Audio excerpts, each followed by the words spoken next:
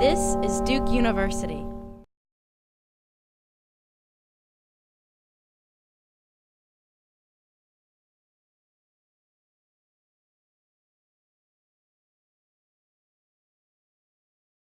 It's really good to see all of you here on this slightly rainy day. My name is Eric Mellon. I'm the Assistant Vice Provost for Civic Engagement and the Director of Duke Engage. And I want to welcome all of you on behalf of the Duke Office of Civic Engagement to a lecture and conversation on public and strategic scholarship. This is our third annual event, our third distinguished lecture on civic engagement. And our goal is to foster a conversation and action on the emerging civic landscape at Duke University and in higher education across the country. And in this case, how the civic mission interacts with scholarship, which is, of course, at the heart of a research university like Duke. As some of you may know, the Duke Office of Civic Engagement aims to coordinate and amplify the various ways that students, faculty, staff, and alumni work to make a difference in the civic life of our communities. Our vision is perhaps a little audacious and bold. We want to provide energy for the unleashing and catalyzing the civic energy of our university to nurture a community of engaged students, scholars, staff, and alumni. And this is what we intend to do here this afternoon, to collectively unleash the civic energies of our community. You're up to that, Laurie? I heard. Okay, yeah, me too. To help us do that, we are extremely fortunate at Duke to have both Deans Kelly Brownell and Laurie Patton leading the Sanford School and Trinity College of Arts and Sciences, respectively. One representing public policy, one humanities and social sciences. I have had the pleasure of working with both of them over the years, and we are lucky here at Duke that their vision is that research is central to the mission of their schools, and that this research must find a wide audience, an audience that includes our fellow citizens, policymakers, industry, and others. It is a message that we should share our rich fruits with the world.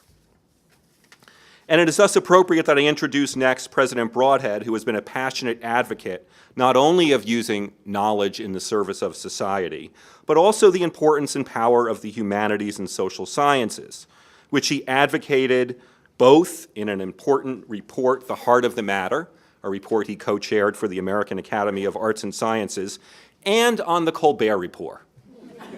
And though we joke about the latter, and indeed President Broadhead was quite funny, his advocacy of the humanities on such a show suggests much about the importance he attributes to them. The report said that as we strive to create a more civil public discourse, a more adaptable and creative workforce, and a more secure nation, the humanities and social sciences are at the heart of the matter, the keeper of the republic, a source of national memory and civic vigor. So here's how we're going to proceed with that in mind. After President Broadhead's intro and President Lewis's remarks on engaged scholarship for the public good, Laurie Patton will facilitate a conversation with Dean Brownell, President Lewis, and herself, and then we'll have a time for question and answer. I'll tell you about this again, but when we do the question and answer, please wait for the microphone. We're taping all of this and want to get all of your questions taped. I turn the podium over to President Broadhead now for his comments and for his introduction of this year's Civic Engagement Distinguished Lecturer, Earl Lewis, who is the president of the Andrew Mellon Foundation. President Broadhead. Maybe to record it you do, though, so we can hear you on the tape. I have to use it? Yeah. My fellow Americans, I was going to stand among you, but instead I will stand behind the podium for the sake of using the microphone. The reason I was going to stand among you is that I noticed when Eric was introducing that it looked as if Terry Sanford was sitting on his shoulder, like a little puppet or puppeteer, which of us can say? And I was hoping to avoid that. And Earl, you have no hope of avoiding it. But anyway, let me just say, Eric, you've done a great job of evoking the concept of civic engagement as part of the mission of a university.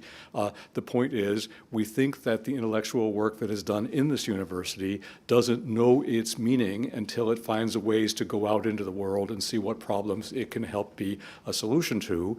But also, it's only when you go out into the world that you learn the questions that need answers that aren't always dreamed up by people who don't leave those walls.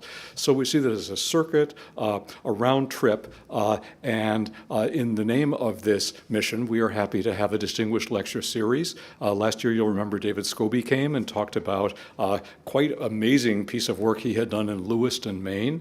Today, our speaker is Earl Lewis.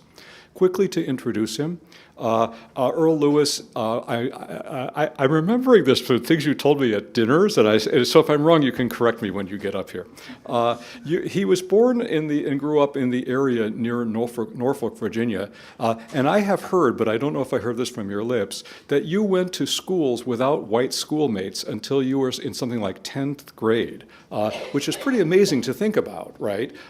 At which point, he then went to college. Everyone can immediately extrapolate to the correct answer, at Concordia College in Minnesota.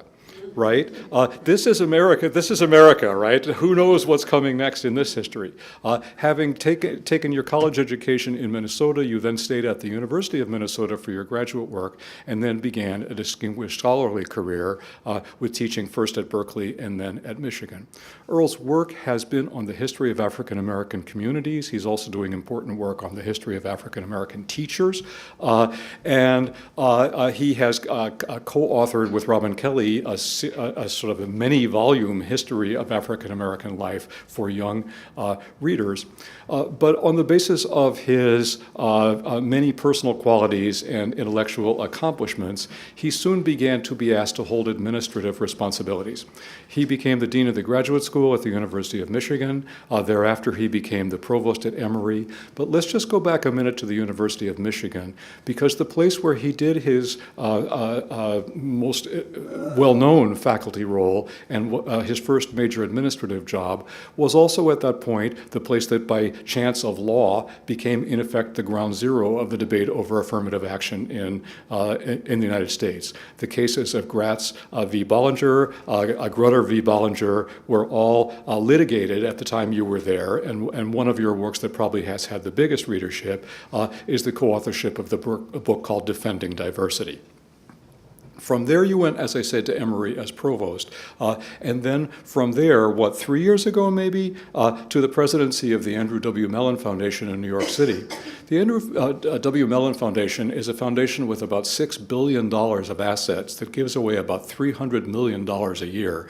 It is by far, by many measures, the largest funder of the humanities and arts in this country. Its budget is many times larger than that of the so-called National Endowment for the Humanities, for instance. But in addition, any of you who know the Mellon Foundation will know that from the earliest day, it has regarded diversity as a crucial dimension of its work in support of the arts and the humanities. The book, The Shape of the River by Bill Bowen, a powerful social studies analysis of the actual life course history of the people who went to elite colleges as affirmative action admittees once upon a time. What did anyone know true or false about that history until a book like that came and tried to piece it together as an empirical matter? Another of the programs that Mellon Foundation has funded now for 25 years, the anniversary just celebrated, the Mellon Mays Undergraduate Fellowships. This is a program that has brought something like 4,000 really super smart college students into the kind of contact with the experience of firsthand research, with an aim of persuading some of them to seek lives as faculty members. If no one from colleges become faculty members, you aren't going to have colleges next time around. This has been by far the single most successful pipeline venture in American history, and Duke is lucky to have been a beneficiary and to continue to be so. Mellon now does work in its arts and cultures, working with all kinds of multicultural institutions and trying to build multicultural audiences, and I suppose that this is one of the reasons why the person who was so active in the Michigan cases, has found this a good platform for now. I know Earl's work on the Mellon Foundation. As they say in like editorials, full disclosure, I am a trustee of the Mellon Foundation, and so I get to spend sometimes as much as 12 or 18 consecutive hours locked in a room with you. And I will say, on that full acquaintance, we are talking of a person of intelligence, we're talking of a person with a powerfully lived sense of values, and you know, the Mellon Foundation is all about conserving something that otherwise is likely not to be well conserved, but it isn't only about that. It's also about what you have taught me to call, Earl, theories of change, testing theories of change, since we know the present world is not identical to the past world, and we absolutely know the future world will not be identical to the present world. This is an interesting job you've got for yourself, and I'm glad for you to have an afternoon off and to be able to be so fortunate as to spend it at Duke University. Earl Lewis.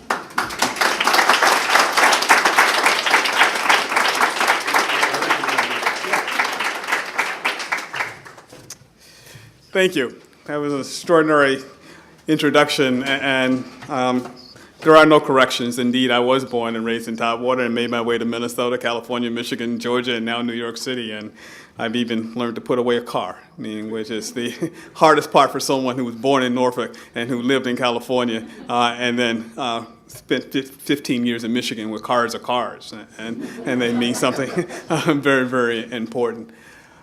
I thought I would actually, in these 15 minutes, try to really talk about the Academy inside and outside, and do it in such a way, and thanking Bob for the invitation to come back to the Duke campus. It's been a little more than a decade, I realized, since I was last on campus, and like any institution, a lot has changed in a decade's time, but it's also nice to look out and see a number of old friends and colleagues.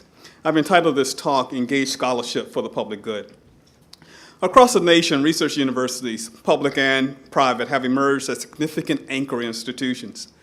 As anchor institutions, they command long local histories, they employ an increasingly large cross-section of residents, they pump hundreds of millions of dollars into the economy, they care for thousands in their hospitals, and they generate new knowledge and new art that translates into both new jobs and new ways of living a life well lived. Without question, many of these anchor institutions have played central roles in civic affairs.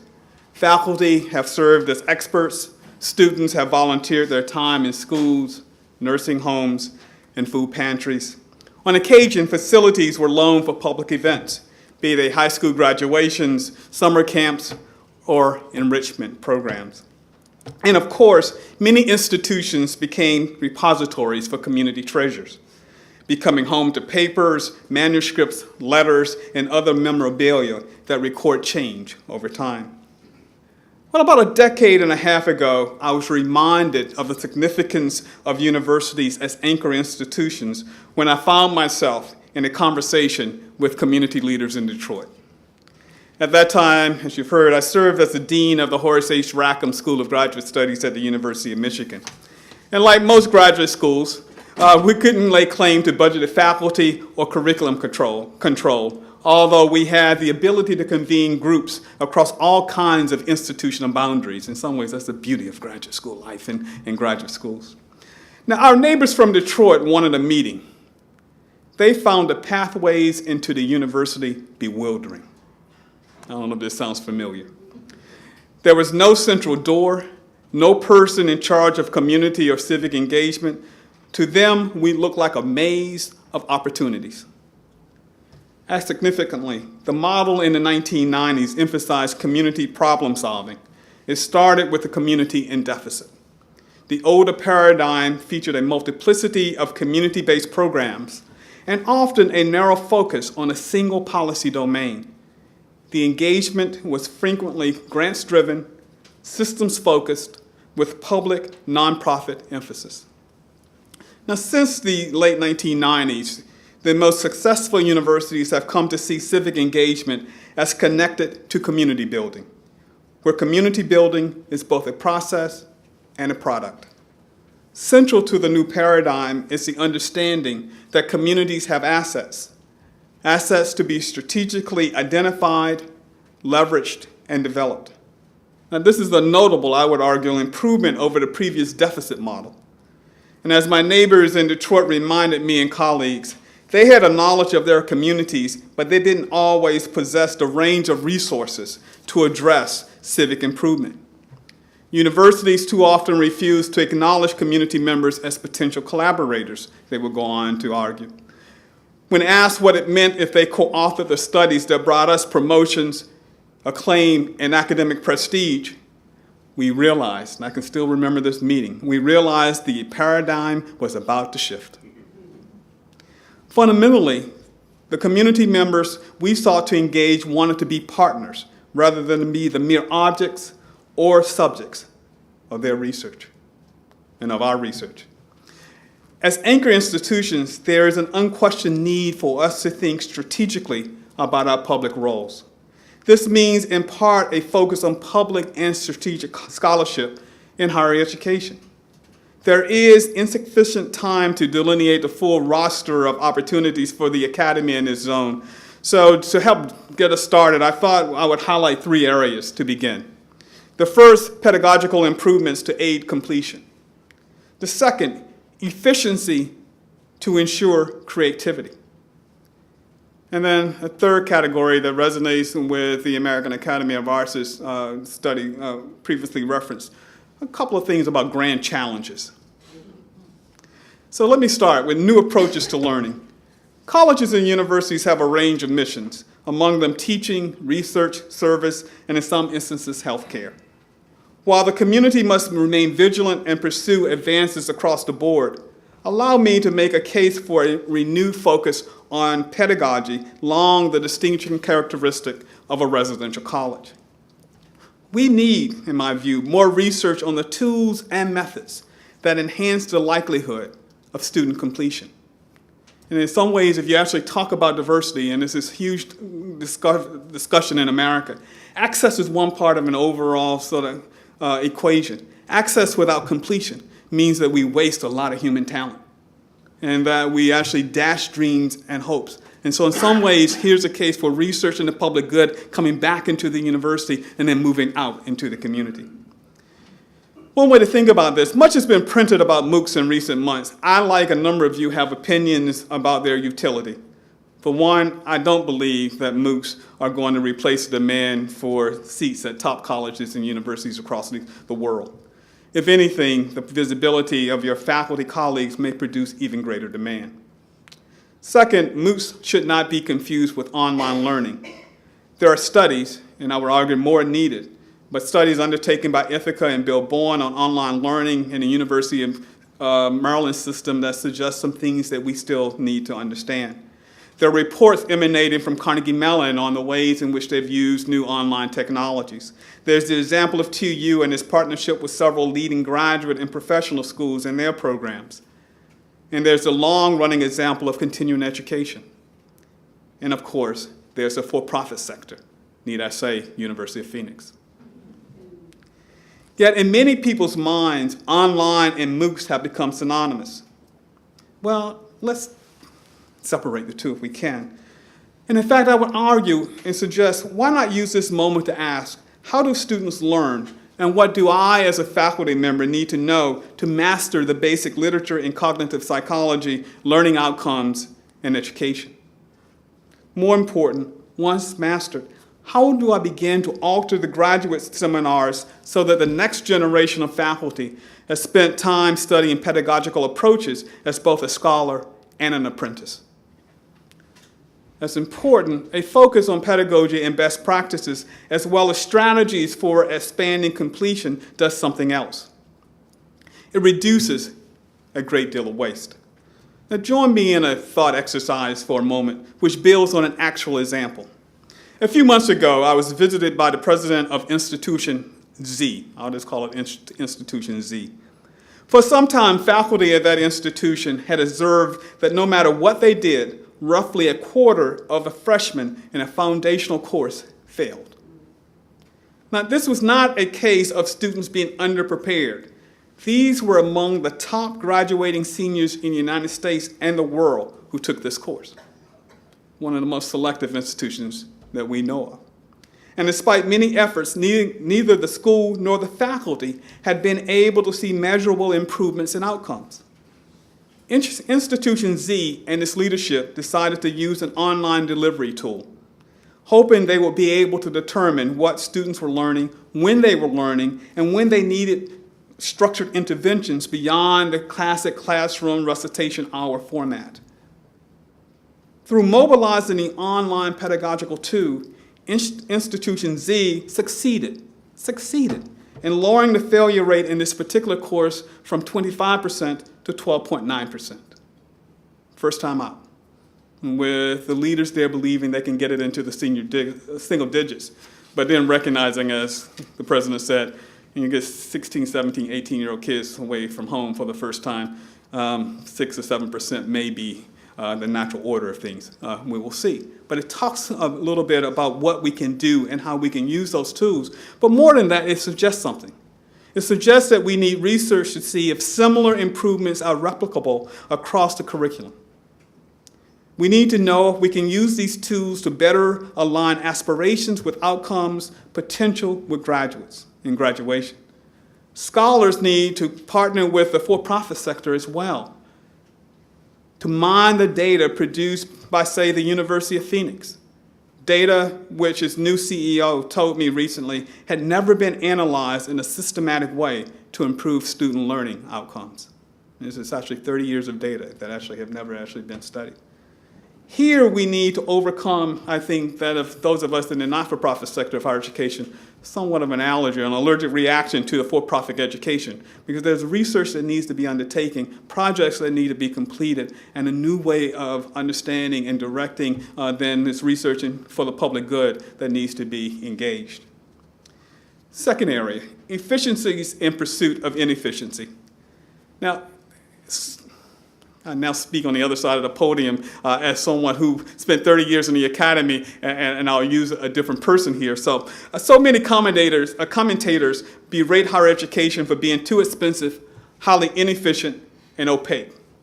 They claim this is the distances for a second, that lacks sophisticated cost accounting systems and a true handle on how to contain cost. Invariably, you're told you need to be more businesslike. 2 points are worth making here. Universities are businesses, and you're much more.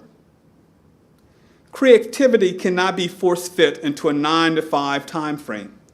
New insights come in odd hours. Experiments often start with repeated failures before an incremental advance or path-breaking discovery.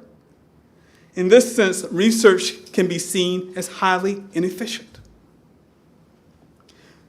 To advance the public good, we need more room for such inefficiency.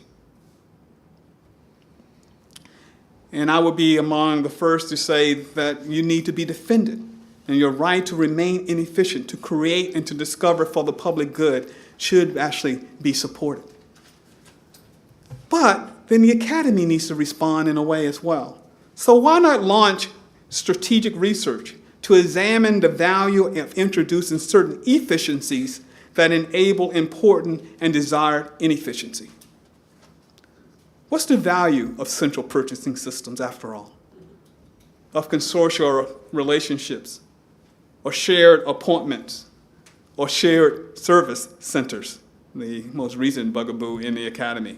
And does containing cost increases in certain areas enable desired outcomes elsewhere? In other words, can a case be made for efficiencies in certain areas to make inefficiencies where needed possible? Last area, grand challenges. The list of grand challenges that deserve attention is immense. The environmental degradation, social injustice, economic inequality, war, religious intolerance. And I'm sure you can sort of fill in the list of possibilities there. As an anchor institution embedded in community, are there one or two challenges that emanate locally but have universal implications? Let's think about what this means as you think about your relationship to your various publics and communities. I'll draw one example from a recent grant we awarded at the Andrew W. Mellon Foundation. This grant went to Washington University in St. Louis, and it was a grant to study St. Louis as a segregated city. Now, that project was conceived and that grant was awarded before the events in nearby Ferguson this summer. Think of a grant talking about segregation in April. Think of the conversation now. Now it's difficult to imagine that one could study St. Louis and segregation without considering its first ring suburbs and the relationship between the metropolis and the suburban centers around it. What if every major research university committed itself to assembling a cross-disciplinary research team that pledged to work on a problem, issue, or opportunity for at least a decade? That way, local partners understood this was not only place-based, but a long-term investment. Such an approach would invariably redound to the public's benefit. It would be strategic and scholarship for the public good. Now, there's a lot more to be said here. Hopefully what I've done is frame a set of comments that can serve as a jump start for a fuller conversation. I'll say at this point, thank you for your attention. Universities must always be free to support faculty who advance basic research across the boundaries of discipline. They should also be encouraged to support those who produce research that improves the lives of our many publics. This blend of approaches speaks to what it means to be a modern research university, an anchor institution connected to one's communities. Thank you.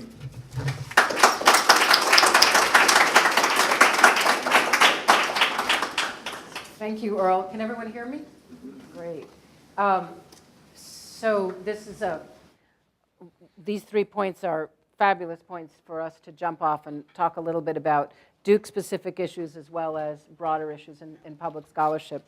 And I wanted to begin by doing something that I do with divisional deans, which is I bring natural science dean, social science dean, and humanities dean together and have them over dinner make the case for the other 2 divisions. Sure. So I'm thinking about the 3 of us here, arts and sciences as probably the place where research for research's sake is the most clear and part of our mandates. We have a School of Public Policy where I can imagine Kelly saying, you know what? What's your all's problem? We do public scholarship every day. That's our mandate. That's our life. So we could have no conversation because you'd say, you know, what's the big issue here? You should be doing this anyway. But you have a very different kind of mandate, and you have a mandate that's entirely other than that, which is to push universities in new directions and shape things from the perspective of funding research that changes lives and advocating for humanistic research and social scientific research in a completely other way. So I'm wondering what it would look like for us each to make the case for the other 2 things, and how we could talk about a new relationship of value between the 3 of us, or the 3 kinds of units that we represent. And I'd like to turn to you, Kelly, first to kind of make a case for the other 2 units, because you're the one that could blow both of us off in a certain kind of way, right? So. Well, not at all. I mean, we're a school with people from many different disciplines, some of them from the humanities, and we see value in we see the need for work across a variety of disciplines in order to address these complicated social problems that resist easy solutions. So we're a big believer in that as a school, and we think a lot about strategic scholarship ourselves, how to make a difference out there into the world. Now that's not an easy thing to do, and academics aren't necessarily used to thinking in that way. So we think a lot about who the potential change agents are out there, who are the people that can make a difference with a problem, and then how can we intersect with them, not just to push our knowledge out to them, which is the way academics generally look at impact and engagement, but to create the two-way street that Earl referred to, that we need information from them to define our scholarship and help guide it, so we're doing things that are going to be relevant to that world. And I would also add that it's important to get feedback from the end users of the information. If we're studying inequality, We need to interact with the world of people who suffer from it and get information from them, not just the people in a position to change it. So I think that could be very helpful going forward. So this is not a hard case to make with us, that we need the humanities, we need the social sciences, we need the medicine as a discipline, all these things to come together. The one issue that I think is really important here is who are universities going to be accountable to going forward? There's a lot of questioning going on now about the utility of university education. We're seeing it coming from a lot of different directions, and it's all over the newspapers and the magazines and things. Certainly we're accountable to the people who pay for the education, so the parents, the students, people like that. But there are also government institutions that are paying for the education with student loans, or military people are coming and getting paid by the military to go to school. A lot of these things are interesting. So who's ultimately accountable, I think, will be very important. And what do we need to show them? What sort of evidence do we need to produce that we're really creating impact in the world and not just doing education for its own sake? And you would probably disagree with people who would say, we actually don't need to produce evidence. You would argue that we need to produce evidence. Because I think that is a debate. It is a debate, but that basically says, heck with all you people who are questioning the utility of the universities, that you're complaining about what we're producing, but we're not accountable to you. I think that's not a very good attitude to have. And I think we are accountable to them in a way, and we need to listen to them and hear that complaint. And we do need to produce evidence that we're having value in the world. I think there's plenty of it, and plenty of it across all different parts of the university, but we need to produce it and make a compelling argument that we're mattering in the world.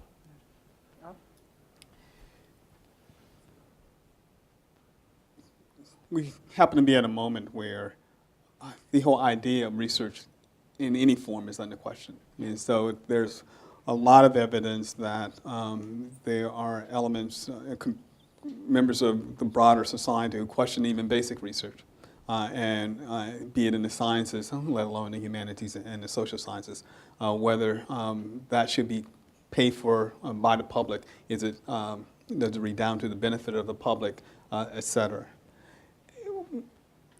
I think, and this is the beauty of university life, and increasingly so, I think we've come to understand that certain research questions don't fit neatly into any one disciplinary box, let alone divisional box or school and college box. And so depending upon what it is you're trying to interrogate, it really requires a different way of imagining than what's a research team look like, and who should be in dialogue to fully understand the questions here. I mean, I gave the example real briefly of the grant to Washington University, not to pull out WashU, but to highlight that it may have started with a grant dealing with architecture and urbanism and new urbanism, but now as they go into it, they're going to be sociologists and religion scholars who actually are going to have to be in conversation with the demographers and the political scientists and the economists to really understand the segregated city at St. Louis. And you're going to actually need to understand migration. And migration patterns and why people actually ended up in St. Louis and what does it mean to be up south? Because that actually is a phrase that has sort of come to capture. And so you're going to need literary scholars to be in conversation to really begin to interrogate the meanings of old words that have new inflection points. Yeah. And so when I look at all of this, I mean, I think that's the beauty of a university environment. I mean, that is that notion about those inefficiencies. You can actually find time if you can create the time to actually bring together teams to ask new questions because new discoveries are possible. It's going to require some change, though. It's going to require change on three levels. It's going to require change from places like foundations, where the timeline for certain kinds of projects can be 3 to 5 years. And so the question for us, what time does it really take to really study and really delve into a particular subject matter? And one of the most disheartening things that I ever had, experiences I had, was when I was provost at Emory, and I was talking to a school teacher in Atlanta. And we were talking about research on education in Atlanta. And she said that she had 6 district principals in the last 10 years. Each one came in with a new research agenda with a little bit of dollars that followed, and the teachers kept changing, and they had no idea what had happened with the students because they actually could never track them going forward. There's a little bit about how we actually think about the scope of the project, the time, and the framework. So that's one. The second part is also, particularly if you're doing applied research, and maybe Duke has settled this better than a lot of institutions that I know. But oftentimes, a certain kind of research, it was told, this is senior faculty can do certain things, junior faculty can do other things, because there's something called tenure in a clock that's ticking. And that your relationship to various communities required an appreciation of that ticking clock. And that meant then that you end up with this interesting modeling of what was the appropriate research at different stages of a career. That's a question that we're actually going to have to, I think, address in some fundamental way in the academy, because people outside of our walls don't actually live in that same time frame. I mean, they actually have issues that aren't defined in 5 or 6 or 7 year periods. And so you will need to, and we will need to work with you where we can to help really wrestle this one to the ground. And then the last piece I would say is that the fun part about the university life and the fun part about knowledge production is creativity. And so, and those accidental discoveries that sometimes come from actually not being an expert in a given area, and where you find yourself in conversation with someone else who asks a slightly different question about an issue that sharpens your understanding of it all. Right. And so when I think of supporting the different divisions, it was always with the idea of supporting the divisions to allow for that accidental discovery. Right. So this is a really interesting point that you're raising, and I want to push on something for both of you. So a lot of what you both talked about was cultivating institutional dispositions. Mm-hmm. And that is essential for us moving forward in cultivating a new kind of culture around a new institutional vision for what our daily life, our daily ethics of scholarship look like. And I would say at Duke, in particular, we have done very well around interdisciplinary research teams. And we are beginning to push that in the curriculum with our program in Bass Connections. And other places, I had a wonderful chairs retreat the other day where I said, how many of you as chairs would like to think of that vertical integration and interdisciplinary research team across all of arts and sciences? And every single chair raised their hand. You know, they were psyched. So we're going to be thinking about that. Where we still have a challenge, and I think that we share this with a lot of universities, is this question of the tenure clock and tenure promotion. We actually have a space in letters that says, what's the interdisciplinary nature of your work? It's not a requirement, nor do we think we should make it so. But we have that space, and people can shine there. And we have a robust discussion about collaboration and what the nature of the collaboration of the interdisciplinary work is. Where there's a big problem around extra, making something extra, is public scholarship, right? So the big question for faculty, I think, still is this something I have to add as well? Are you adding this to the requirement in addition to making me do all this other stuff that makes my research original, driving, you know, et cetera? That's number one. How do we cope with the additive extra patina that is the way people think, a connotation, the way people think about public scholarship? It's a big challenge. And secondly, how do we think about making the tenure and review process something that includes public scholarship in a way that's about creating more excellent scholarship rather than struggling with a particular, sometimes guild-based understanding of what constitutes rigor? And I'd love to hear both of you on those two really tough questions, because we haven't figured it out at Duke either. Passing that one. Well, I have a lot of thoughts about this. Yeah, I'll start and then I'll pass Kelly it to can Kelly. jump in, yeah.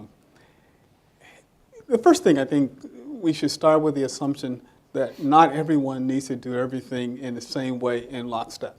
And so part of, if you imagine as a young person coming in, that you have 2, 3, 4 decades, and that over that period you will continue to develop and mature both as a scholar and a teacher and a member of a broader set of publics. and that what you do in year 4 need not be the same thing that you do in year 14, and so forth. And I think that's not always actually articulated, let alone understood.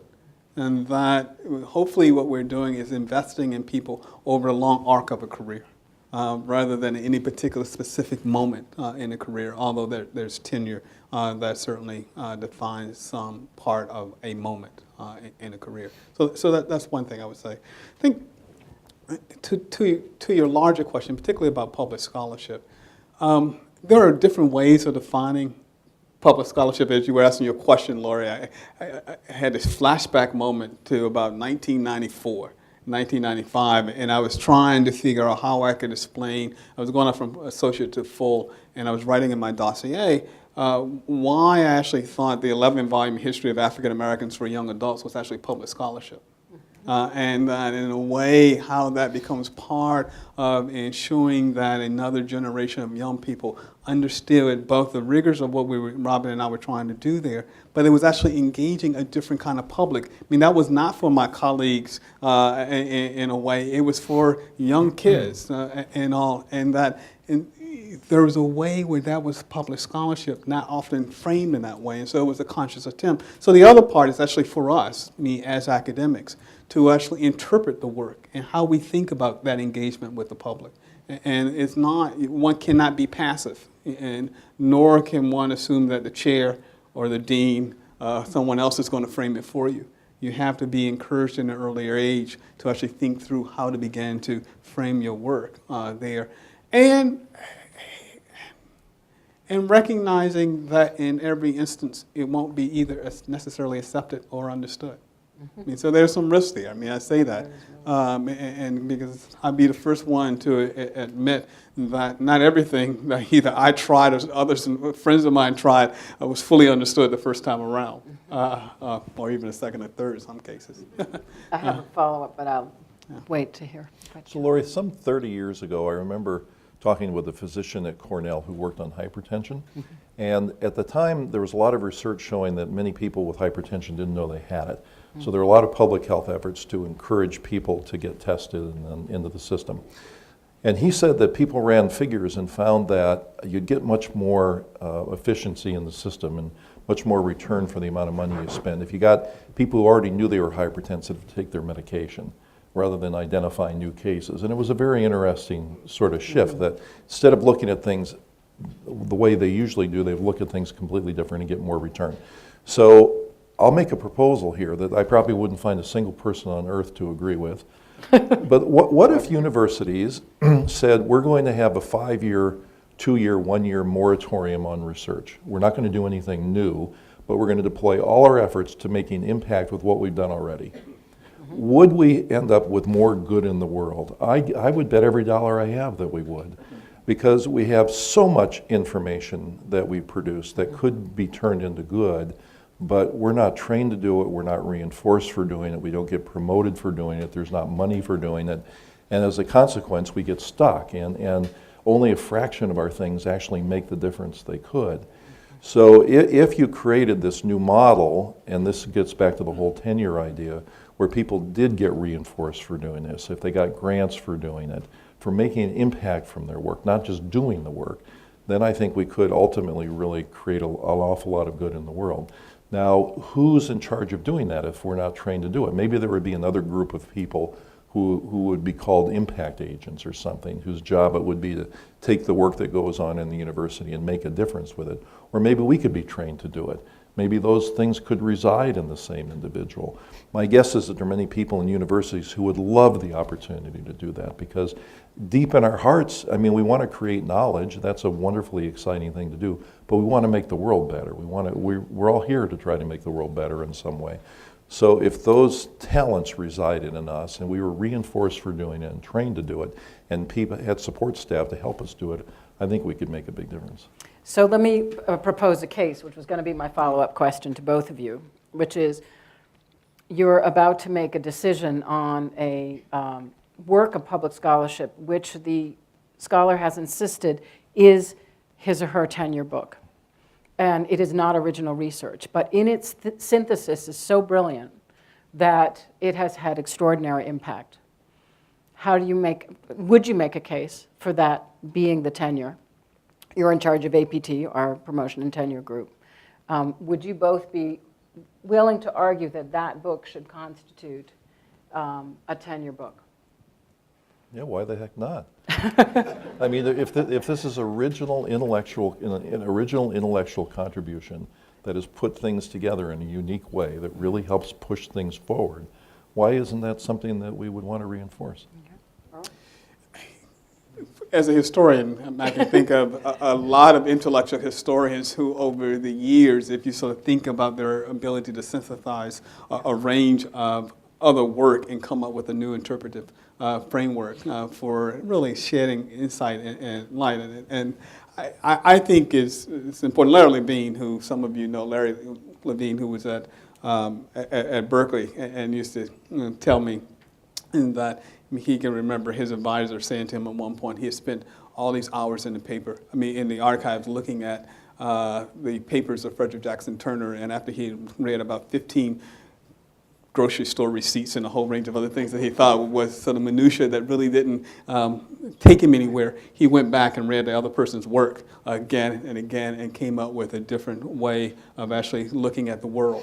I mean, that to me would be that synthesis where you're actually, and it really begins with how you actually make use of the evidentiary base to advance knowledge. Right. And if there's clear evidence there, and then the case can be made. It has been made in the past. So then, this is the last question. I want to move to it, sort of helping us articulate a new ethics for the university, which both of you really exhorted us to do.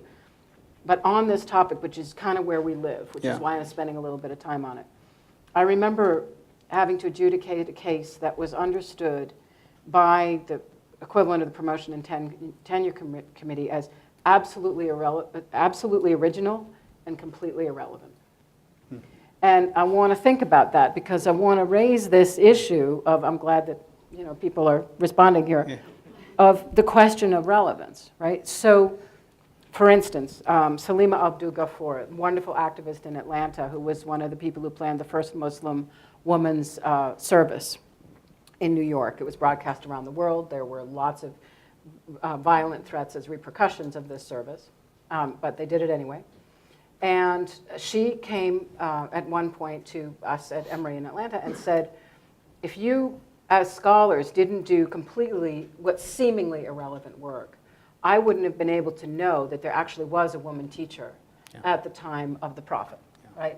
And there are all these very interesting cases where you can't guarantee what relevance or irrelevance is. So how do we create metrics to adjudicate relevance when, in fact, the whole point of the creativity of the university is such that you don't know what's going to happen and you don't know what kind of very small amount will be relevant tomorrow.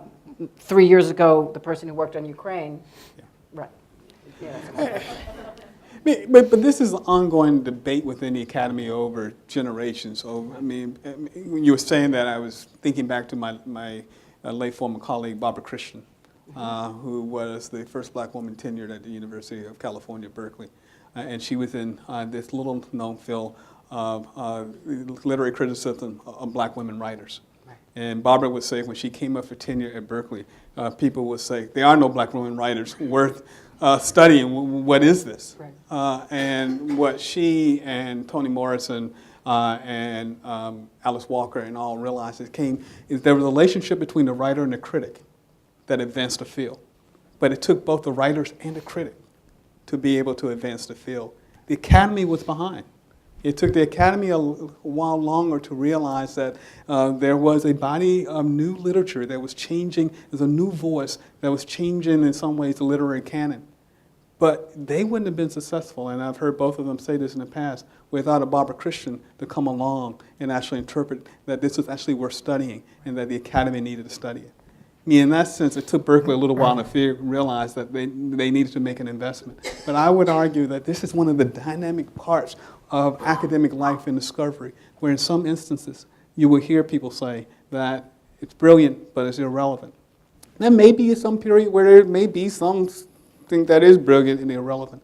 It also may be that we're at a particular point within sort of the politics of intellectual inquiry in the academy, and that in and of itself needs to be engaged. And how do we engage the politics of intellectual inquiry? I think that's wonderful. Before I turn to Kelly, just to say that one of the big things that I've noticed is precisely on this issue, the characterization of a field or a subfield is so politicized that tenure cases can turn or not turn on that question. And it's an incredibly important piece. Well, it's the same. There are questions about power and relationships that are all part of this, and the academy can never step outside of a larger set of, in my view, of dynamics that inform the broader society. I mean, we're creative democratic societies for a reason.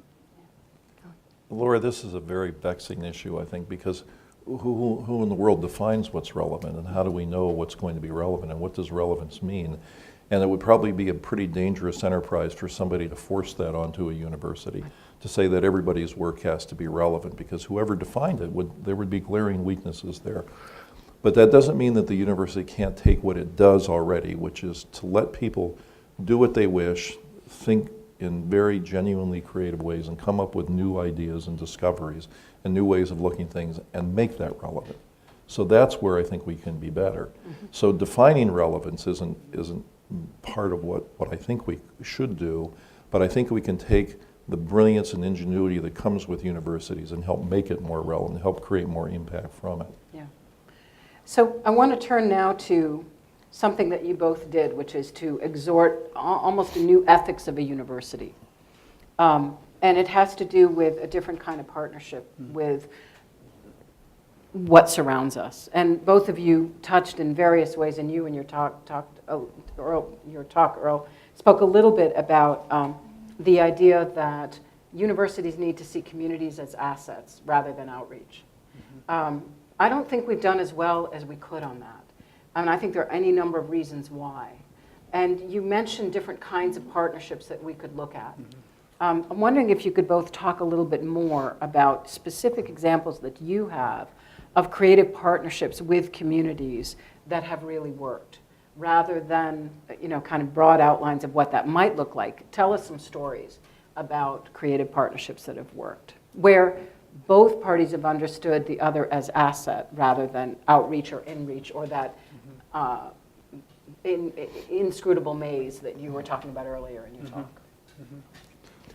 Well, I would say that we're as a school, a number of our faculty members do exactly what you say, so there are individual examples.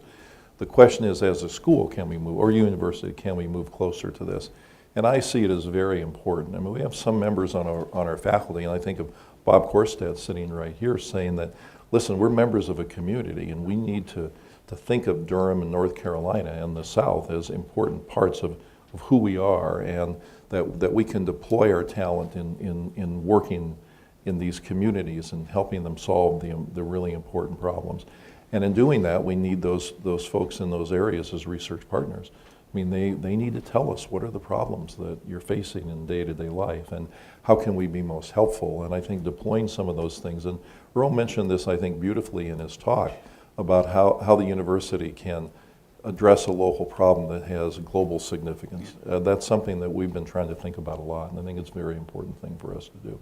I mean, in my own work, when we do work on food policy, before I haven't had a lot of time to do it here yet because I've been dean, but before I came here when I was in Connecticut, we spent a lot of time thinking about local communities and what the food needs are in those places, and studying people in the poorest neighborhoods and what sort of foods they had access to or not, and what were the financial factors that were driving them towards certain parts of the diet in preference to others, and then what could be done with social policy and public policy to help change those things.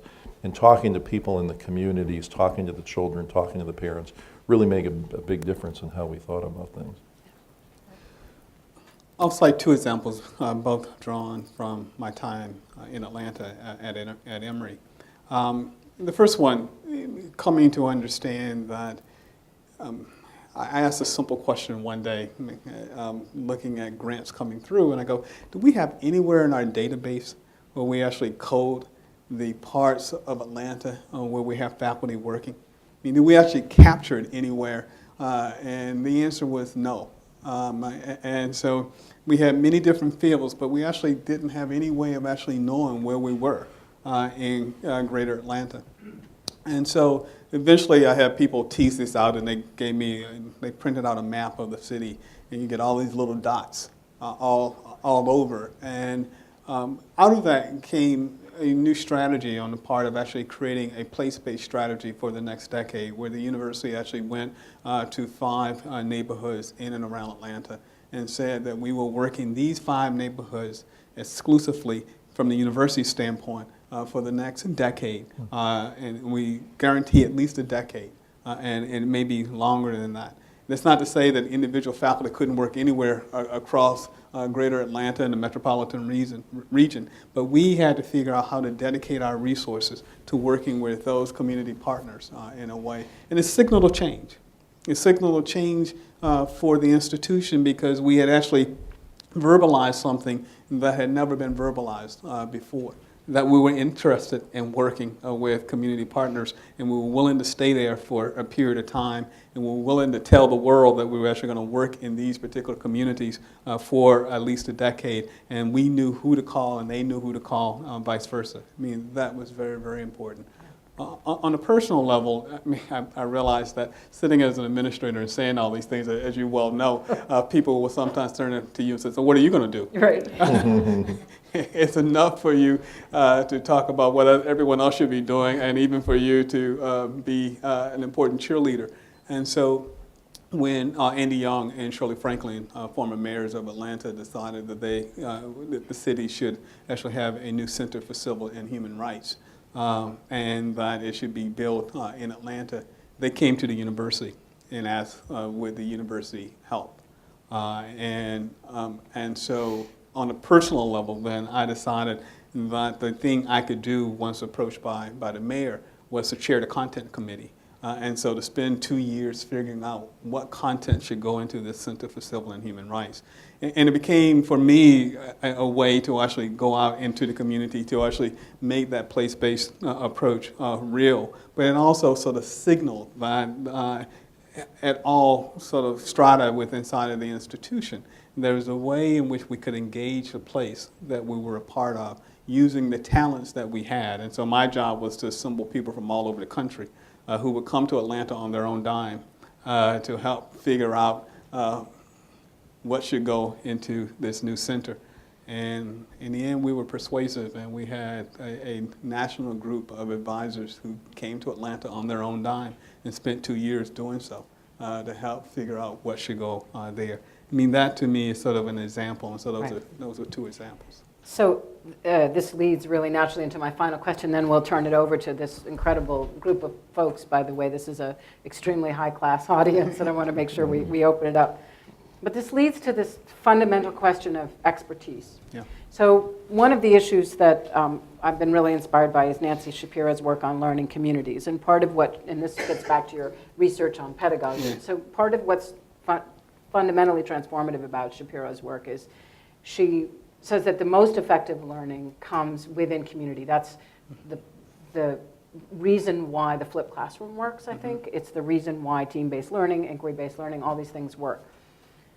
So oftentimes, Shapiro tended to imagine, this has been part of the critique of her work, a nice homogeneous group or homogeneously diverse group, right? We have safe diversity and we have not so safe diversity of students who are learning together, right?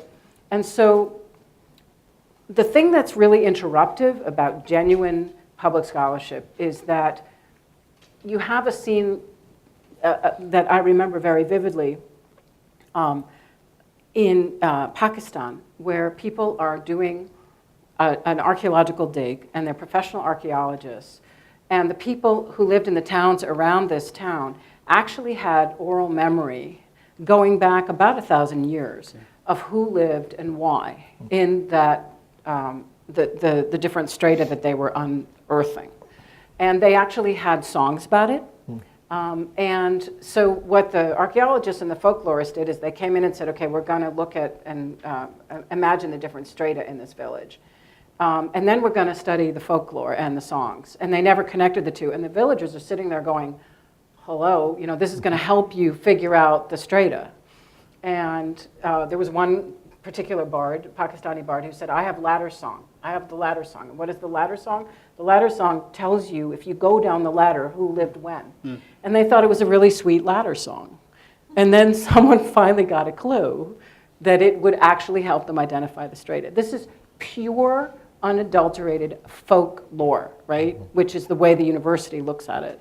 So I'm wondering about this question of redefining expertise, because it's a really tough one in terms of how we've already categorized knowledge, and making that part of our learning community. Wondering if you have any thoughts about that. If you spend, at least in my experience, if you spend enough time with folks outside the university, they will teach you that they have a certain level of expertise related to the particular questions at hand. I mean, going back to chairing that content committee, it was not just academics.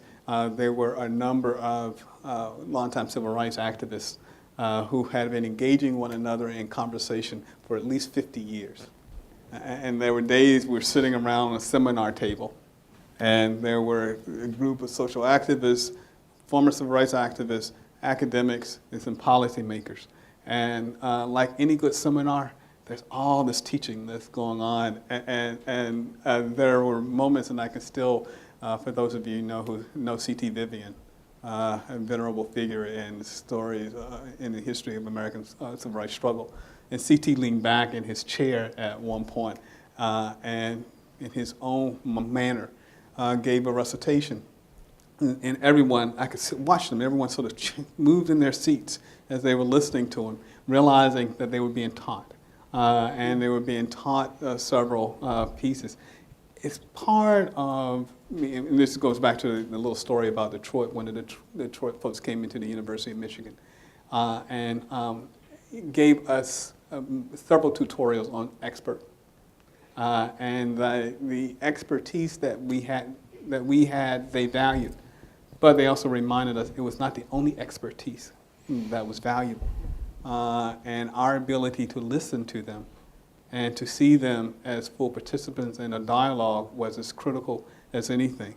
And I have to say, that was actually hard learning. Because once you're Professor so-and-so and you've been Professor so-and-so for a long, long time, and there's 2 or 3 names before you're Professor so-and-so, and you're comfortable with your status. And all of a sudden, you realize that you're in a different space. And in some cases where people respect that status, but also understand that in a couple of areas you may be a neophyte and they want to help you understand how you are. So, and at least in 1 or 2 instances I could see it was quite unsettling. And then the real tricky piece is, will the folks come back the next time? Right. And most did, but not all. Yeah. Kelly? Well, Laurie, I hadn't heard that story before, but it's very inspiring. And I can just imagine, although I don't know this is the way it actually worked out, there were a person or 2 or 3 who were in that system who paid attention. Somebody heard what those local people were saying, and they thought, well, this is really important and we need to bring this in. There's brilliance in that recognition that there's a lot of information from the outside that we can learn from. And so if professors and faculty members can learn as well as teach, I think it can be highly instructive. And the question is, who do we pay attention to? And instead of just paying attention to each other, which we generally do, we all have our own specialties, and there's a small number of people from around the country or the world who are in that specialty.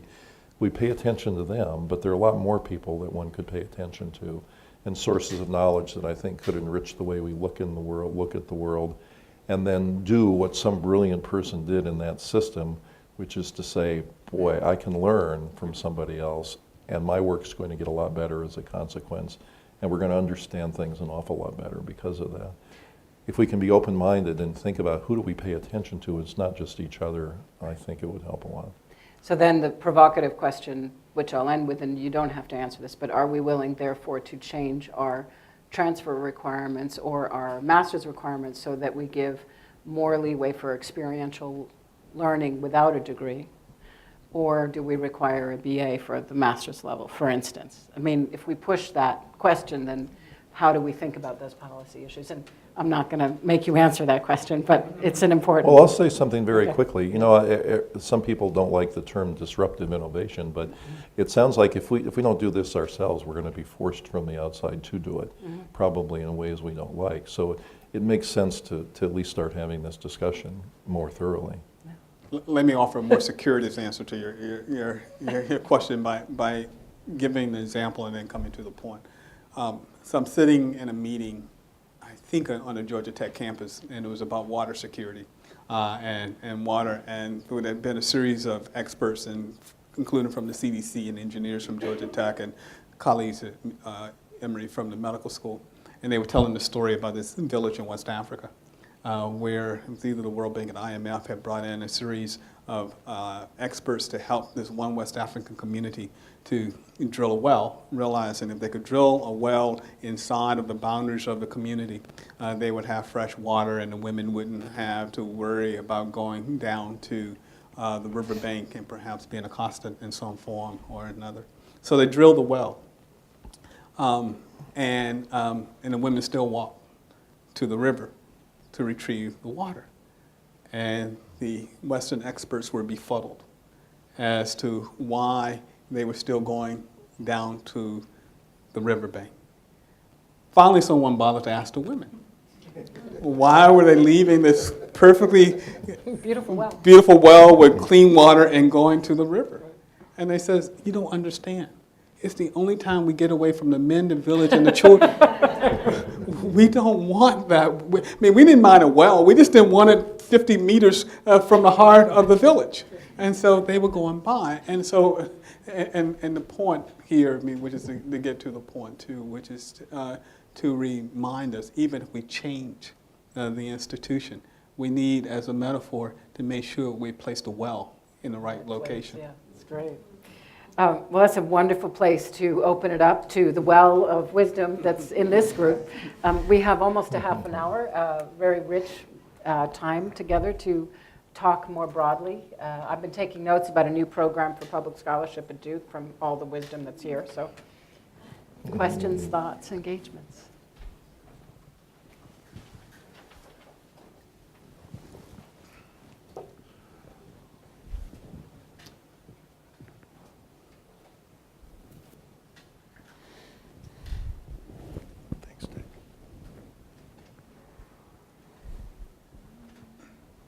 I'm very comfortable with silence. I have a question. No, it's not a plan. Listening to Earl, I'm wondering, given the conversation about public scholarship and some of the things that you've done in your career, can you tell us a little bit about the difference between being in the academy and often asking people for money and being at the Mellon Foundation and giving people money, and what difference that's been and how that's shaped your attitudes and what the pleasures and challenges of that change in perspective are? Thank you for the question. I, in the first months after my announcement, I realized I had a lot of new friends. And so part of it, in fact, the funny part is, and Laurie will know the particulars, but my assistants, in those first few months, phone calls were coming in and mail was coming in, and they would go, an old friend or a new friend or want-to-be friend. And they had them sort of in three categories. And I think part of the challenge is there are a lot of great ideas out there, and one of the great struggles, actually, when you realize, okay, so we give away, as Dick noted, somewhere between $250 and $300 million a year. But in some ways, it's a drop in the bucket when you look at just federal appropriations and then state appropriations and the kinds of ways in which public dollars actually are so much greater in terms of this sheer size than the philanthropic dollars. There are 81,000 plus private foundations in the United States right now. Many of them are just family foundations of one form or another. And so it means for us, and spending a lot of time getting to know the people that we're can potentially partner with. And that's actually more labor intensive than I thought. I mean, I haven't been on the other side of the table for 30 years. And when I was considering this job I was away in another opportunity, and a friend of mine in corporate America, who's one of my oldest childhood friends, and who was the head of HR and some other roles at several major corporations. And I said, I got these 2 offers. And she says, let me get it right. Begging for money or giving it away? Begging for money or giving it away? and I thanked her for her sharpness and all. And then we were vacationing together this summer, and I said to her, it was a lot harder than you thought to actually think about the best ways of actually giving it away, because we are actually really giving it away. We're actually engaging in a partnership. And it's an investment in a way to actually partner with institutions and organizations and trying to figure out which ones. And as Dick well knows, we've been working hard over the last 18 months trying to figure out how to balance continuity and change. Because the Mellon Foundation will continue to support the humanities and the arts in higher education. We may do it in a slightly different way than we have in the past, but there aren't many other foundations standing behind us, let alone shoulder to shoulder with us and supporting the things that we think are important. And so the short answer is, it's harder than I thought. There are a lot of good ideas out there. And if we can continue to maintain a partnership model, I think we'll get it right more often than getting it wrong. Other comments? Yeah, Karen.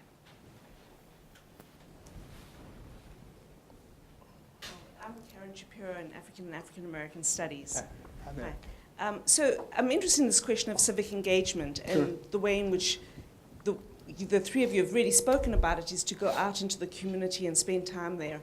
So I grew up in South Africa with History Workshop, where we both went out into communities, but we also brought communities into the university. Exactly. Yeah. And I was wondering whether, in your conceptualization of civic engagement, you think about bringing the communities in. I ran part of History Workshop, which was bringing in unionists and people from Soweto and Alexandra to come and really learn history, a different kind of ideas of history, and they were deeply engaged in the struggle. So it really made the university rock and roll. It was difficult. There were police who were deeply interested in what we were doing, and what I was at, and so I was wondering about that conceptualization of civic engagement. Sure. Thumbs up. It sounds great, and you could only see that benefiting the university and its reputation in the community. The answer is absolutely. How one goes about doing it, thinking about it, because each community has its own context. In some ways it was not pure, it was the decision on my part to even talk about bringing students in and making sure they get through. In my view, it's actually a part of community engagement. As we think about the demographic transitions that are already occurring in the United States alone and what we can project out between now and 2050, if we only expand access without actually talking about completion, then we have not fully engaged the community in a way.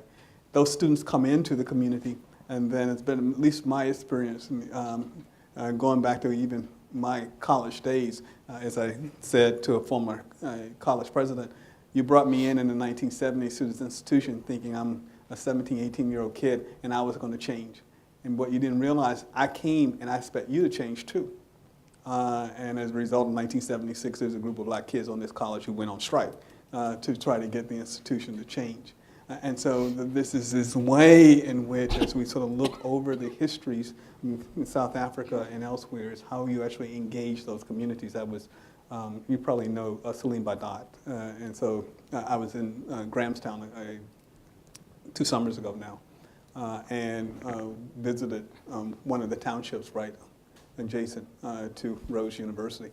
And it was a room like this, and there were 25, 30 young people, all black South Africans. And I went around the room and asked them to say, okay, so tell me your vision for yourself. Where do you see yourself in 10 or 15 years? And they all had grand visions of who they were. And then I went back to the campus and I said, so how many kids from that township have actually gone to Rose University in the last 10 years? And they could count them on 2 fingers, I mean 2 hands. And so I realized that even for those kids who had a vision for themselves and the juxtaposition of an institution, but the distance between their township and that institution, which could be measured in a few short miles or meters, was far greater. And then it's that piece when we talk, and that's why I was thinking about context and how, be it in South Africa or the US or whatever, institutions need to really think hard about what it means to bring parts of the community in. And at least the places I've been, so I won't paint with a broad brush, we haven't always paused long enough to really think through the implications. And that's a challenge and an opportunity. Yeah, I would just add a little bit of a Duke-specific response is to call out the work that Deborah Jacobs and the libraries and arts and science have been doing on what we're calling the Archives Alive project, which is a suite of classes that we'll be offering that focus on archives, but that engage community members in creating those archives. And we've got Wesley here who's been working with CDS on the SNCC project, which allows that to happen, to see history makers teaching the classes that may not have degrees and so on. And we're incredibly excited about that. And I haven't mentioned departments because departments are the place where the really hard conversations do and do not happen. We have some departments in AS who are all over this, and other departments who still think of public scholarship as soup kitchens, and there's very little that I can do, to push that, or Laurent or, any other, and it's just there. So it's a tough place, but if we did an Archives Alive kind of thing in every department, we would have an extraordinary reason for people to come to campus. And that's the other side of it, which is people need to have a reason for come other than we've invited them. That's no reason at all. It's got to be something else entirely that I think is really important for us to do. So Carrie, and then Sally. Yes, Carrie Haney, Political Science and African-American Studies. At Duke, we have quite a few programs where we send folk out to engage the community. I'm speaking mostly Eric Gill program, Duke Engage, the Duke Immerse program, and students in particular. Mm-hmm. But how prepared are those students to go out and engage? Right, we send them out with any preparation, and they go out to a community in which they are engaging something, but are they really prepared to do that? How do we crack that challenge of preparing students to actually engage? It's not just inviting folks in, but when we go out, are we prepared to go out and engage? I went over it quickly, and where there's a different lecture and a different time, I actually even had some diagrams and that suggest a developmental approach. And that is the question, I think, for all universities and colleges as well, is what do you expect of freshmen? And do you expect something a little differently of sophomores and juniors and seniors? And so the model that I have in mind is that at most selective research universities in the United States, almost close to 100% of the students engage in some kind of volunteerism at some point in their freshman year as part of either their dorm life or residence life or their fraternities and sororities or whatever social club. Ideally, some percent of them in their second year actually will engage in theories of change in classrooms that provide them with the intellectual context for that first year of volunteer activity. For some subset of students, I can imagine that by the junior year, they're part of structured programs in the university that actually not only have the class, but actually have detailed research projects that have them working in community settings and working as, in some ways, quasi-research professionals in a way, working on problems using that skill where they're built on pure volunteerism theory where they actually know how to get to work. And then ideally, in my ideal little world, that means that by the time they're seniors, some percent of them are actually writing a senior thesis that integrates that learning that they've actually acquired over a 3-year structure. And so that engagement then, structured in that kind of way, is actually developmental, and that they come away with a Duke education thinking about the ways in which it means to, quote unquote, engage the community. I mean, that's I've sort of suggested this in other contexts for the ways that we can restructure some parts of American higher education. But anyway, that's one version of an answer. I'd love to hear what Kelly thinks about this, because I think for different generations, Carrie's question is really important, which is we do engage differently in 1989 than we do in 2014, number one. And number two, in a school that's all about engagement, you're probably going to have different definitions of how to train people to do that. And you probably have people who do that well and people who do that not so well. Well, we don't have any special model for this or Right. anything, but it's an extremely interesting question. I'm glad Carrie brought that up. And it connects in my mind very nicely to the other comment that was made before about bringing people into the university. I could see us really thinking carefully about how to do that better. I mean, this idea that we dispatch people out into the world to help the world, that's fine. The degree to which we dispatch people into the world so they can learn, I think, is even better. But if we can bring people into us, I just think it can create a whole different dialogue, and that's a very appealing idea. It's a very appealing manifestation of engagement that I'd like us as a school to think about a lot more. Great. Yeah, I really benefited from that exchange you guys had. Friend and provost. Oh. Yeah, so I'll react first of all to Kelly's comment about shutting down research for the year. Yeah. I'm not going to buy into that, but it actually it leads to the question I have, which is, is it a hopeless cause to be able to articulate to the public the value in pure knowledge creation, research, et cetera, divorced from the notion of pragmatism or direct things that are going to value, that will benefit the community? In other words, is this something that can be articulated to the American public, or do you think it always has to be framed in terms of some, pragmatic benefit to them? I tell you, that would be a really exciting area of inquiry. I mean, for somebody to think about how to frame what goes on in the university to the outside world in ways that they get it and they understand about basic research and work in the humanities and things like that, I think it would be a very interesting thing to put somebody to work on, because you can test all kinds of ways of framing information. It's easy to do. Social psychology people do this all the time, and it would be interesting for somebody to take this on as a specific task. And it's a sort of thing that if the university funded somebody to do, you'd probably learn a ton that would be very helpful not only to that university, but across things in general. That'd be a very interesting thing to do. And yes, I think the case can probably be made, but I don't know that we're thinking very systematically about how to make it. I'll just say, I actually remain optimistic that we can make the case. And I draw from a couple of examples, and I'll just cite one. So 2 years ago, when the Emancipation Proclamation was made available again on display at the National Archives, people wrapped around the building and out onto the mall to go in to see the Emancipation Proclamation. Yeah. And you're trying to figure out why. Why in 2012 to 13 is this so resonant with so many people representing another period in American history? And I realized in some ways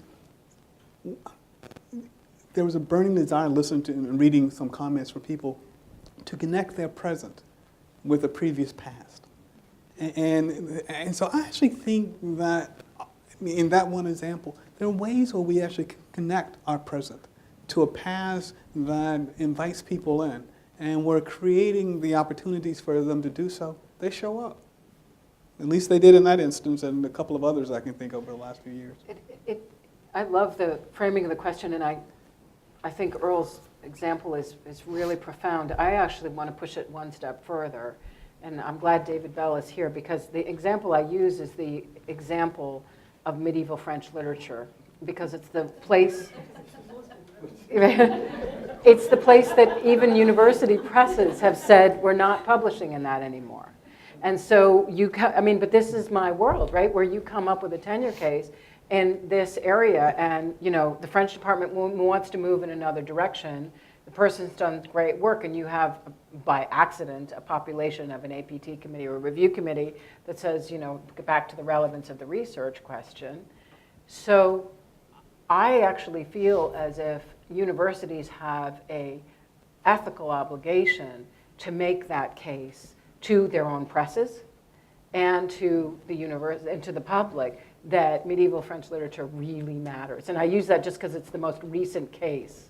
You know, you could do, I win because I do Sanskrit, and so it's really, but, so this is I think this is something we don't reflect on at all, and we shouldn't. But one more question, oh, two more, whoa, three more, okay. There may be 4. All right, so I will go with Laurent, Tavolia, and Chandra. Go ahead, Laurent. And then we should wrap up. Just quickly, I mean, thank you very much for these comments. It strikes me from, so much comes up here around different time frames and kind of the disjuncture between, say, a scholarly trajectory, student trajectories that are either semesters or long-term. I was thinking of kind of media trajectories, right, which are day trajectories, where scholars who, you know, think over 20 years about a topic have to craft sometimes a response that will be read by more people than their books, you know, in 12 hours. But then also these community trajectories that are also at different time frames. I mean, it strikes me, and I think Duke has done a lot in terms of like the humanities labs or others that's changing the structures of time frames, but it just strikes me that the critical future problem is figuring out how to maybe change. I don't know that universities are structured in the right way to make those time frames work together, and changing our imagination of what time in which people, and that's kind of vital for the tenure clock, because we just can't go on with a university structure in which graduate students and assistant professors feel they can't engage or can't do public scholarship. Yeah. You know, that's, I think, such a damaging problem for the university. There has to be some, so I don't know, but I don't know if, it seems to me there's some imagination has to be underfoot about structuring things differently. So You got the people in the room to think about that, so it's interesting. Tavoli? Yeah, it just seemed to me that our inability to engage fully with our communities is tied to our inability to keep our students enrolled. Mm-hmm. And the sort of opaqueness that surrounds the university. And it's very hard to penetrate if you're from certain communities. And so do you have, not answers, but suggestions as to how we might do a better job opening the university up so people can see us and see, if they go into a lab, they can see this pure research, and then they can begin to put one and two together to see how it does contribute to a public good and to their own personal good. Should we take them? Let me take a stab at answering both in somewhat of an integrated way, which is, to Lauren's question, the great challenge is there's a fourth example of time. That is, most of us who grow up in this room at a certain age have thought of generations in 20 and 25-year increments. And according to all my friends who are technologists and engineers, a generation now is 18 months, if not faster, because there's a new sort of point in technology that's actually coming along at such a pace. So one of the questions comes to mind is there a way for the university actually to make use of that digital technology, that digital generation, to begin to educate a group, the next sort of group of young scholars? That there are 2 or 3 ways in which one can think about engaging the various publics. And it comes back, to your point about students as well. It's always heartbreaking to see a young person come in September of any given year with so much potential and so much desire and aspiration, and to see them not finish in 3, 4, 5 years later because something else happened, and something that perhaps we could have actually done to help. And it makes me wonder 2 things. One, that we spend a lot of time on orientation for students. I think we should expand orientation for students. I actually have become more and more convinced we actually need orientation for parents. That there's this way in which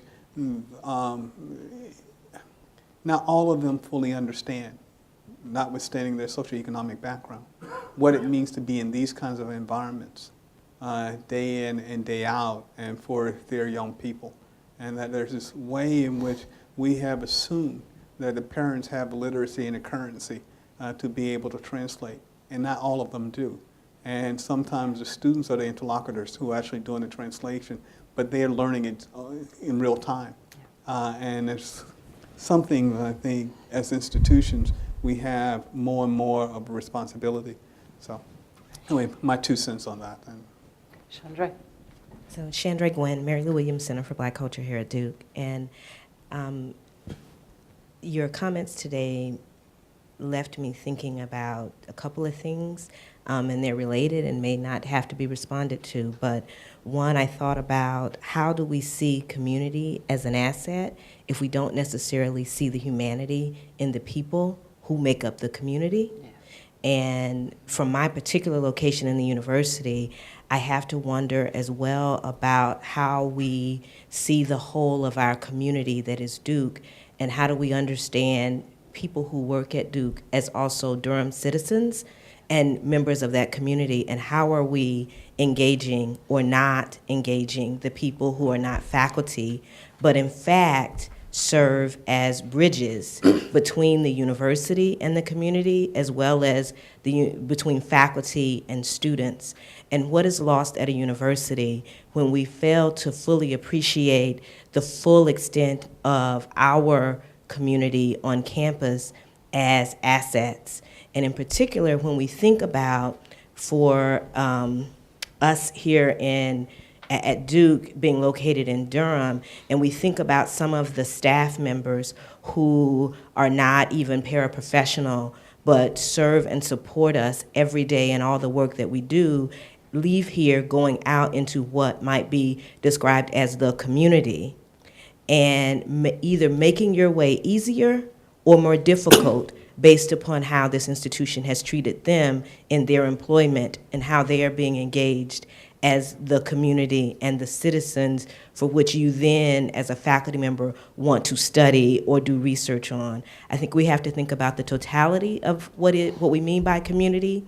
We have to decode the language of community and actually lift up the class dimensions of that, appreciate who we're talking about on our campus that in fact intersects with and makes up that community, and recognize the degree to which we see the humanity of all people in that community in its totality and fullness and robustness, and how that plays itself out on our campus in the everyday experiences of trying to do civic engagement, outreach, or partnership.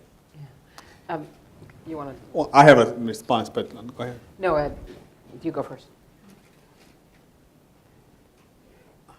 At some point, every university will have to sort of step back and look at itself and ask a series of questions. One, are we willing to actually study ourselves to the degree that we study others? And so in some ways, your question turns on the degree to which the critical lens of analysis that we lend to so many dimensions of life. We have tended to oftentimes intensify that analysis externally, but don't do it as well internally. Perhaps the dumbest and the bravest thing that I ever did as provost was actually insist that we study class on campus. And we spent 2 years looking at class on campus and trying to interrogate the dimensions of class on campus as a way of sort of looking at community. We had never collected the data, in a certain way, so it was even harder to understand what it meant if you actually never thought it was important to collect the data. And I started with a very simple question. I was trying to figure out how it seemed the whole range of the guys in one part of our facilities plant all seemed to live next to one another. And in some ways, the workforce profile looked like the steel mills. I'm a historian, social historian, looked like steel in Pittsburgh in the 1960s and 70s, where you can map relationships because people were informing one another of jobs, and they were making sure that relatives and friends. And so we began a zip code analysis and tried to understand some ways in which that pattern was true at Emory. It was uncomfortable. I had one of my deans say to me in a meeting, "Earl, you're engaging in class warfare." And I said, "I probably am." But is not what you think. It's just, there are questions that need to actually be engaged, and we need to be brave enough to realize that we don't have all the answers. But if we don't ask the questions, we can never get to the answers. And that was one of the things. And I actually think more and more communities, more and more institutions will find themselves having to ask those kinds of questions on occasion, because it then extends a legitimacy to the other kinds of engagements that one would want to consider. So anyway, just one real experience. I'm just noticing the sun was coming out as you were talking. And the way I define the maturity of any community is whether it can tolerate its own ethnographers. Yeah. Right? And, Absolutely. And part of the really important thing that you're saying, Chandra, is could we actually have with staff, first of all, could the professoriate acknowledge its privilege? I don't think we're too good at that. But more importantly, and the administration, hugely, I want to say that times 10. And secondly, what would it look like to partner with staff in studying ourselves? Would be a really interesting and important thing to do. And that's about you're creating a different kind of space in which we don't have to invite the community in, to put it the way you put it, the community's with us already. So I think it'd be very interesting. So I heard some really provocative things, and I want to outline an 11-point thing that we could do at Duke. Number one, and these are very provocative, and I'm not going to advocate, but I want to ask us whether we could do this. One, we need to characterize fields differently and pay a lot of attention to how we characterize fields, because some get demoted and some get promoted, depending on how we think about scholarship, public scholarship. Second, we need to ask the community what they want to do in terms of partnership, and have we done that enough?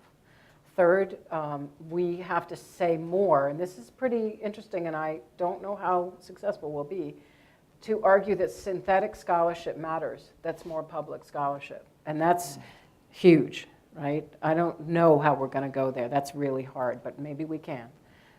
Fourth, what would it look like? I'm saying this a little bit differently, Kelly. If we stopped research for a little while and looked at impact. I don't mean across the board. How about 10 minutes? 10 minutes, right. Just 10 minutes. That's fourth. Revive Sally. Fifth, are we willing to deliberate on having experience count in certain degree granting situations? That's I don't know how we could go there, but what would it look like for us to study that at least? That's fifth. Sixth, we have to stay with our communities for a period of time, and we need to reflect on what that looks like for how long. What would that partnership look like? A year, 2, 5? Earl said 5 to 10, right? Really interesting. Seventh, what would it look like for us to structure engagement with communities in a way that focuses on life stage and different capacities depending on the life stage of the student? Eighth, what would it look like to be more engaging with bringing people into the university than we do, rather than constantly, even as we think about a new metaphor of partnership, still think of ourselves as going out? What if we had a systematic way to bring communities in? Ninth, we need to do research into perceptions of research. That was Kelly's point, and we haven't done that as much. Mike Schoenfeld's office has done some really interesting stuff in what we jointly call, with a sense of humor, evidence-free conversations about perceptions of universities. But let's do more of that and better research. 10th, we need to create an ongoing orientation for parents. We do depend on the students as interlocutors in ways that may or may not be helpful in terms of getting our message out. And 11th, how could we work in partnership with staff, who is our community amongst us? So that's our 11-point plan, guys. Created here. Nice job, Laurie. And Eric is going to tell us what to do next. I'm not going to stand behind the podium taking President Broadhead's advice and not have Governor Sanford looking over me. I want to thank a number of people. First, I want to thank Megan Granda, the director of the Duke Office of Civic Engagement. Bob had the idea of inviting Earl Lewis, and then Megan had this very creative idea of having a short talk and a really fascinating dialogue with really interesting people. Also want to thank Liz Holden for helping so much with pulling all of this together. Thank you, both. And Laurie, I saw your eyes light up when I used the word unleash, and you helped us unleash the civic energies of the university, so I really appreciate your taking this on. Kelly, your very clear-headed articulation of strategic scholarship and the impact that what we can do at the university could have in the world, I know was refreshing and provided a real moment of clarity in all of this discussion. And Earl, we're so pleased that you were able to join us today, and I know that everybody in the room has great excitement and faith in your stewardship of the amazing Mellon Foundation. So thank you, good luck, and congratulations. Thank you.